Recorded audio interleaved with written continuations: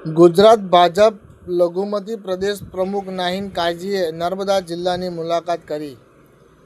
તેઓની નર્મદા જિલ્લાની મુલાકાત દરમિયાન statue of unity, Sardar Sarovar, Narmada ડેમની પણ મુલાકાત કરી છે। ત્યારે રાજપીપળા ખાતે પણ આવી પહોંચ્યા હતા। ત્યારે નર્મદા જિલ્લા લઘુમતી પ્રમુખ અને કાર્યકર્તાઓએ તેમનું સ્વાગત કર્યું હતું। રાજપીપળાના કમલમ કાર્યાલય ખાતે લઘુમતી સમાજના કેટલાક આગેવાનો અને કાર્યકર્તાઓ સાથે તેઓએ બેઠક પણ કરી હતી। તે દરમિયાન મીડિયા સમક્ષ હજ યાત્રી સુવિધા બાબતે પ્રધાનમંત્રી નરેન્દ્રભાઈ મોદીના વખાણ કર્યા હતા અને વધુમાં શું કહ્યું સાંભળો તેમના શબ્દોમાં।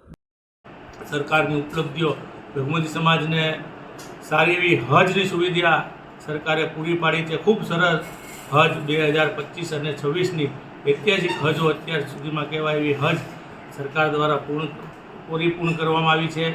તેવી જ રીતે અલ્પસંખ્યક નાણાં નિગમ હેઠળ લઘુમતી સમાજના દીકરાઓ વિદેશ ભણવા માટે 15 લાખ સુધીની અલગ અલગ નિગમોમાંથી અભ્યાસ માટેની લોન આપવામાં આવે છે। એ લોનો પણ તમે પરત વતન આવો, વિદેશમાંથી ભણીને અને તમે સ્થાયી થાઓ અને તમે કોઈ તમારો ધંધો રોજગાર શરૂ કરો, એ પછી એનો હપ્તો ભરવાનો આવે છે।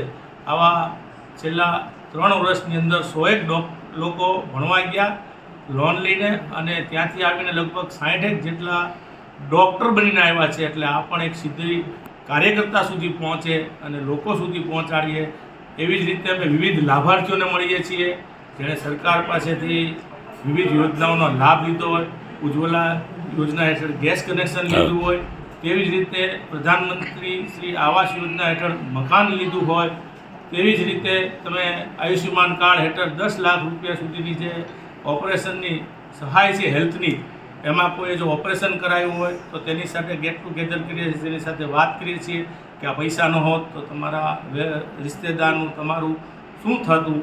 એવી આ ચર્ચા મોદી સાહેબની જે ઉપલબ્ધિ છે જે ખરેખર લઘુમતી સમાજ પાસે છે એને વાત કરીએ છીએ।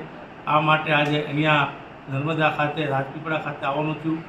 વિવિધ લોકોના સમાજના વેપારીઓને પણ મળ્યા। મોદી સાહેબે હમણાં કીધું હતું કે અમારું વિઝન મોટું છે, એટલે અમે આજે એ બધા ભેગા થઈને અમે જે સંગઠનના હોદ્દેદારો પ્રદેશના અમે લઘુમતી મોરચાના આવ્યા હતા, તો અમે સ્ટેચ્યુ યુનિટી પણ જોવા ગયા કે સાહેબે જે કીધું કે મોટી બનાવી નાખી, તો આજે અમે મોટી બનાવેલી પ્રતિમા પણ જઈને ત્યાં નિહાળી છે। અમે ખૂબ આનંદ થયો અને ડેમ પણ જોવા ગયા હતા કે જે ડેમના દરવાજા વર્ષોથી કોંગ્રેસના શાસનની અંદર મંજૂરી નહોતી આવતી। અમે જે ડેમ જોયો કે આ ડેમના દરવાજા જો કેવું સરસ થયું કે આ ડેમના દરવાજાની પણ મંજૂરી આવી ગઈ અને એ પાણી કેટલી જગ્યાએ પહોંચે છે એની પણ અમે નિહાળી। ખરેખર અહીંયા નર્મદા ખાતે આવી અને અમે સરકારની જે કામગીરી છે એ પણ જોઈને અમારું દિલ હૃદય ખુશ થયું કે નાના ખરેખર પાર્ટીએ લોકોપયોગી કેવા સારા સારા કાર્યો કર્યા છે। હું આ તકે જિલ્લાની ટીમ માઇનોરિટી લઘુમતી મોરચાની ટીમને અભિનંદન આપું છું કે સવારથી જ બધા લોકો દરેક કાર્યક્રમની અંદર સારી એવી સંખ્યામાં ઉપસ્થિત રહ્યા છે।